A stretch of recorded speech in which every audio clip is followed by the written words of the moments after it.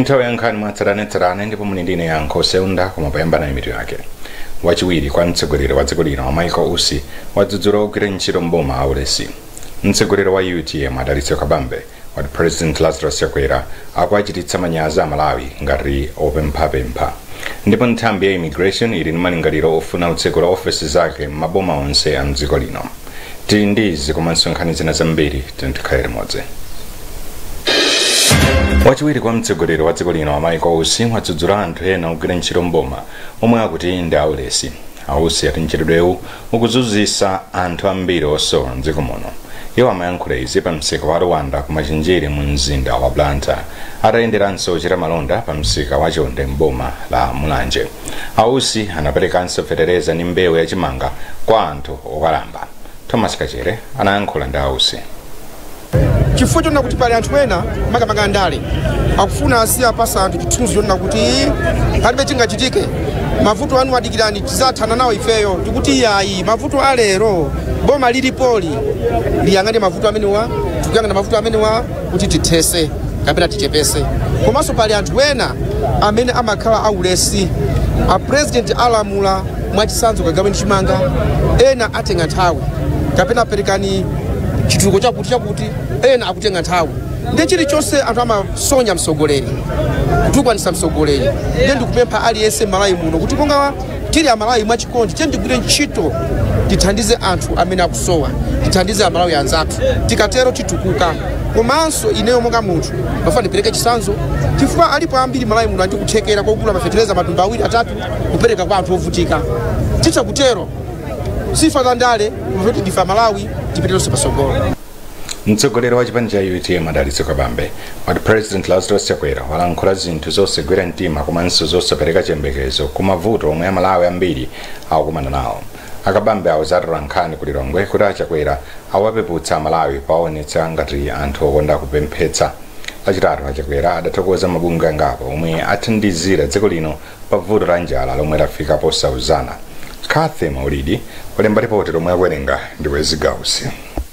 Akabambe ata Chakwera analankhula zopanda pake komanso zosapereka chiyembekezo kwa Malawi. Iwo ata Chakwera nkulankhula kwawo dzulo anayenera kuchosa ntchito anthu angapo omwe akusokoneza dzikoli.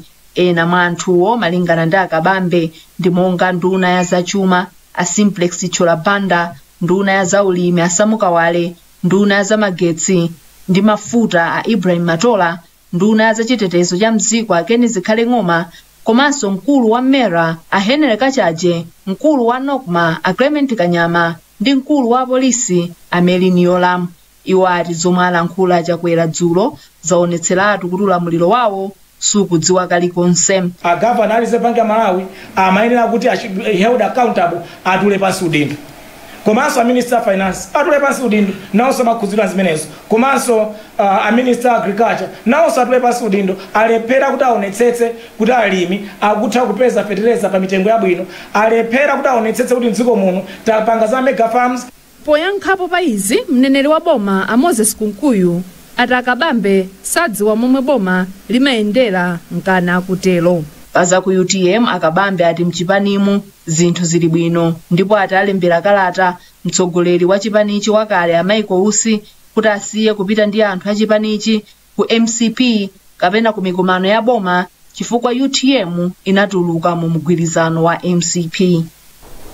Nazo zipaniza ndale komanso gulu lomenyera ufulu la Kama ati President Chakwera wakanika kubweretsa mayankho ku mavuto amene anthu mdziko muno akumana nawo. Isaac Salima adi ndi nkhani yonse. Mtsogoleri wa dziko linoyu madzulo alachitatu adafotokozera Malawi ena mwa mayankho amene boma lake labweretsa pambali pa mavuto amene a Malawi akukumana nawo. Mwazina mtsogoleriyu adanena kuti pa nkhani ya mafuta a galimoto boma lake likukambirana ndi maboma ena kuti azichita mgwirizano wapakati pa dziko komanso dziko lina ngati njira imodzi yofuna kuonetsetsa kuti mafuta asamasowe mdziko muno. Pa nkhani yokhuza njala a Chakwera ati boma lawo likusakasaka ndalama yokwana 89 billion kwacha imene ikusowekera kuti afikire anthu okwana 1.2 miliyoni amene akhuzidwa ndi njala mdziko muno. A Chakwera adadzudzulaponso pa nkhani yokhuza ziwawa zokhuza ndale zimene zakhala zochitika mdziko muno pakatipa. Ine si commander in chief wa polisi koma nudandaulira a polisi kuti gwirani ntchito yanu. tidasintha malamulo a dziko lino nchifukwa timati police service not police force. Njeni ukudandaulirani fufuzani nkhani iliyonse yokhudzana ndi ziwawa. Koma malinga ndi zipani za ndale komanso anthu ena amene amayankhulapo pa nkhani zochitika m'dziko muno zimene anali nacho kwerazi sizidapereke mayankho ambiri amene amalawi amayembekezera. Enoch Chihana ndi mtsogoleri wa chipani cha Ford. Kwa ifeyo nkhani ya mafuta ija angozungulira ali ndi ngongole 72 million akanena kuti 72 million imene dollars ayilipira bwanji. Number 1. Number 2, ife tikudziwa kuti nkhani ya mafuta ayi akugwisa ntchito agent ku Kenya koma anapita 2 weeks ago kakambirana naye. Agent iyo ndi akuwapanga connect ku United Arab Emirates. So zonse zidzera mu agent amene ndiye palibe chimene achita chifukwa kumene konso azafuna ma dollars. Ashadrick na Malomba amayankhulira chipani cha DPP. Tinganena kuti palibe chimene yankhula president chogwira moto. Atigwirisa fuwa la moto. Chifukwa chakuti no mavuto amenewa okusowa kwa mafuta. Mavuto anjalawa si mavuto oti silimadziwa ya. Komanso mtetekeze mavuto amafuta kusowa kwa mafuta. Akukabwera pano mwezi ndi hafu tayo si analiku. Akabwera pano tayo si analiku. Amangokhalira kuyenda kumapanga ma push ups pakati pa nsewu basi. Ndiye panthawi imene tikumafuna iwo kuti abwere adzakhale ndi amalawi afotokozera amalawi kuti taonani zativuta mwa njira iyo meaning mavuto amene amayamba sadakhale nazo. Ndipo mkulu wa bungwe la anthu ona zogula katundu dziko muno a John Kapito adati achakwera sadapereke mayankho amene ambiri amawayembekezera mukuyankhula kwawoku. Koma chimene chatikhumudwitsa kwambiri ndi chakuti kuchokera kubomako ndi mmene anenera president zinthu zikukonzedwa kumene anthu akumwalira pakali panopa koma kuti chakudya chokulibe akuyang'ana ndalama ndetu kumanena kuti kuti pakali panopa kwa munthu amene alikuvutika amene 1.2 million anthu amene akukhala kuti akudikira be pakali pano chakudya chimenechi chadikira mpaka naliti asanaone mavuto amene akubwera kutsogoloko. Mwazina dziko lino lakhala likumana ndi anthu oposa 2.4 million ndi amene alembetsa mugawo lachiwiri la kaundula wa voti pokonzekera chisankho cha chaka chamawa. Wapampando wa bungwe loyendetsa chisankho la MEC a Annabel Ntalimanja watsimikiza za izi. Gawo lachiwiri la kalemberayo limachitika maboma a Blantyre, Dowa, Kasungu, manisipo ya Lutsenza, Machinga, Nkhatabe, Mchewu, Rompi, Thyolo ndi Zomba. Ntalimanja afotokoza momwe gawo lachitatu la kalemberayo layambira. Gawo lachitatu la kalembera layamba lero ndipo liyenda masiku 14 kufika pa 11 December. Masenta athu ndotsegula amene amaonera kuno komanso makonsolosi mmene tili tizitsegula 8 koloko mmawa kutseka 4 koloko madzulo ndikumema amalawi onse amene ali makonsolo amene tili gawo lachitatu kuti tifike ndithu tisalembetse. Ine monga mwaona ndabwera lero ndazalembetsanso chifukwa chokuti kulembetsa ndi ufulu komanso udindo wa nzika ina iliyonse yamalawi. Anthu asakayike ndithu alimbe mtima abwera azalembetse makina athu akugwira ntchito bwino komanso akufulumira monga mwaonera ine 2 minutes sinathenso akundilemba ndithu zonse zayenda bwino. Kazembe wa bunge la United Nations mdziko muno Rebecca Ada Donto wapempha kampani zikuluzikulu zakunja kuti zidzatsekule ntchito za malonda mu mzinda wa Mzuzu pofuna kutukula ntchito za chuma. Iwo alankhula izi pa mkumano omwe khonsolo ya mzindawu inakonza ndi akuluakulu a kampani komanso mabungwe. Kuchokera ku Mzuzu nayu Sam Kalimira.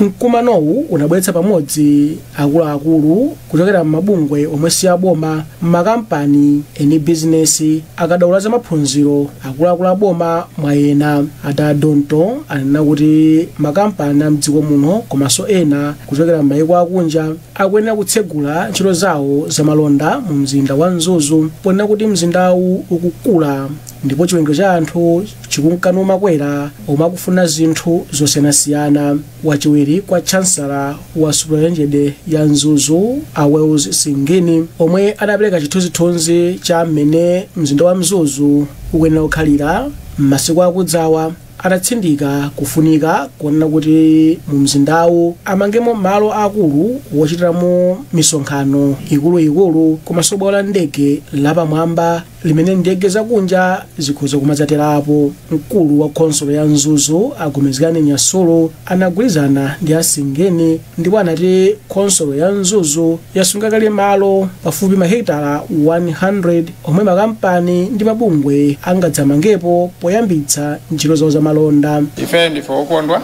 andi tikuyembekezera kuti anthu ambiri abwere ndi maproposal awo ifeyo tiyapanga process ndiponso tigwira nawo ntchito limodzi. Mfumu ya mu mzinda wa Mzuzu Akondwani Brian Nyasulu anatsimikizira anthu komanso makampani kunena kuti makhansala sadzaletsa ndale pakayendetsedwe ka khonsolo ya Mzuzu zomwe zingasokoneze ntchito za malonda. Tikhale ndi maplans omwewo kuti chite submit kwa anzathu onse ma stakeholders kuti anzathu enanso akamachita side step ndi pamene tizauza kuti plan yathu ndi iyi. Pamkumanowu khonsolo ya Mzuzu inalengeza kunena kuti misewu yokwana 5 komanso maroundabout okwana 3 awapereka ku makampani kapena mabungwe omwe angafune kuti adzigwiramo ntchito zachitukuko. Mkumano wa akuluakulu amakampani mabungwe komanso aboma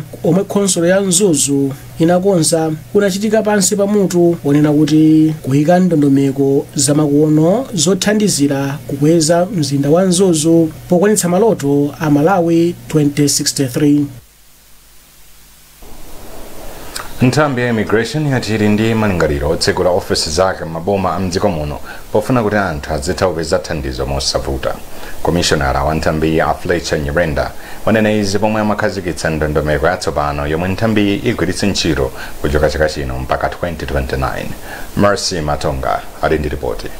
Malinga ndi Nyirenda nthambi ilinso ndi malingaliro okhazikitsa njira zamakono ogwiritsa ntchito nzipata zake zonse za dziko lino ndi cholinga choti anthu asamadikire nthawi yochuluka akafuna kusindikiza ziphaso komanso thandizo lina loyendera.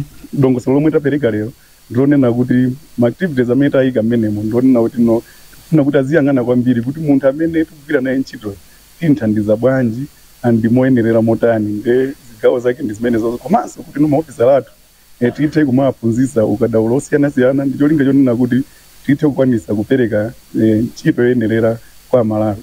Ndipo mawu ake nduna za mdziko Akheni Zikhale Ng'oma anati ngakhale nthambi yakhala ikukumana ndi mavuto ambiri tsopano mavuto achepako. Ndi mmene zinalili kale panalibe ma strategic plans amene amayendetsera ma-departments. Panopa president athu anatira mwawo kuti ma-departments athu azikhala ndi ma strategic plan. Chifukwa chake muona immigration akhala ndi strategic plan yoyamba yamphamvu imene ipange ndondomeko zonse zoti imene iyenda bwanji. Ndi ifeyo pene poyambira patayamba ndi muone pakatha 5 years kuti immigration izaoneka bwanji ndimene zimakhalira ndikusata ndondomeko zonse ndi ine ndilokondwa kwambiri kuti zikutsatidwa zambiri zathu kusintha inonso mwamba kuona immigration unali mavuto ambiri zona mapassport amavuta chine chichonse mavuta chikuti panali kusintha ndi kusintha tapangaku ukupita notsopano the right direction. Nthambi ya immigration inakhazikitsidwa ndi cholinga chofuna kuthandizira anthu olowa komanso kutuluka mdziko muno ndi kupereka ziphaso zoyendera kwa iwo oyenerera. Tipitiriza pasirani nkhanizi mkathawa. Welcome to Premier Beta. You have tried the race, now play the base. Win big with Navigator.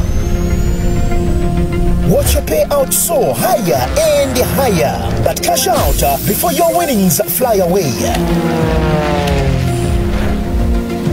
Join the fun now at Premier Beta. Beta with the best. Everyone knows foods with protein are good for us. A wonderful meal for the family. A little bit of onions, a little tomato. Mix it up and it's ready to eat. Top soy, we're healthy life. All you need is top soy. With the top taste,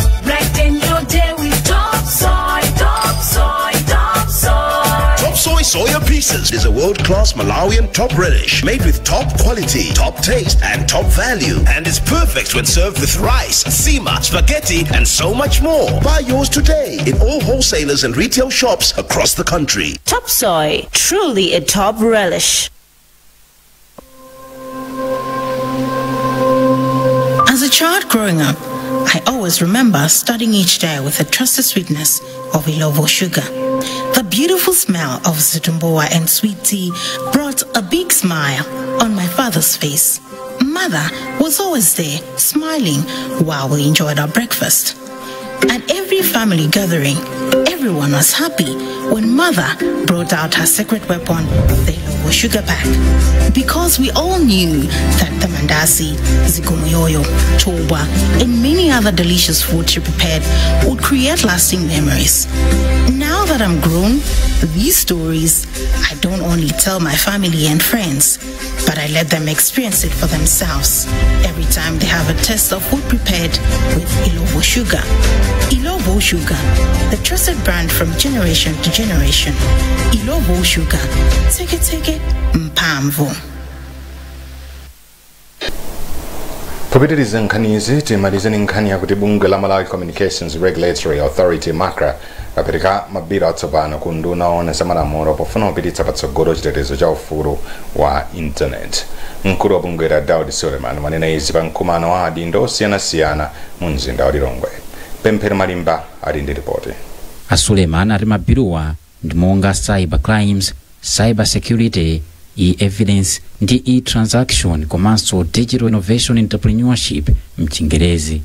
Malinga na Suleiman, mabirowa aonjezeredwa pa malamulo monga Electronic Cyber Security Act ya mchaka cha 2016 amene bungwe lilogwiritsa ntchito. Ndi lamulo limene likutchedwa kuti Cyber Crimes Bill, lamulo limene lili kufotokozera kuti kodi ndi milandu iti imene munthu atha kupanga chifukwa chogwiritsa phone ya m'manja kapena computer.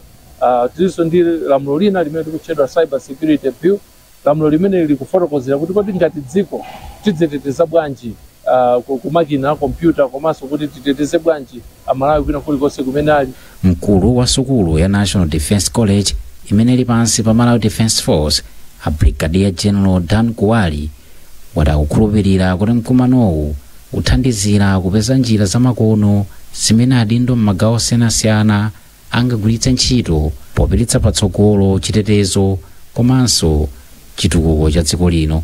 Ndetu kufuna tuone kuti kodi ubwino wa artificial intelligence ndotani tizugwirisa bwanji, kuipa kwake ndikotani, ndipo tingakupewe bwanji. Nkona takhala panopo kuti makadaulo artificial intelligence atithandize kuti tuone kuti technology tizigwirisa maubwino komanso tisamagwirise molakwika.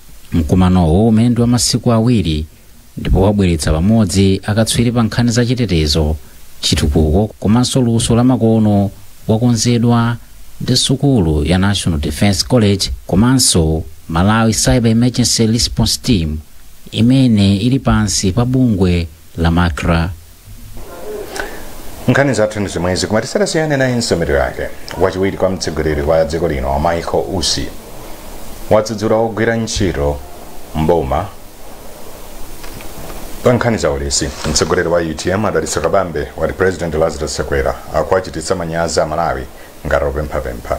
Ndipo nthambi ya immigration ili ndi malingaliro ofuna kutsegula ofisi zake maboma onse a mdziko lino. Nali ndine Yankho Seunda.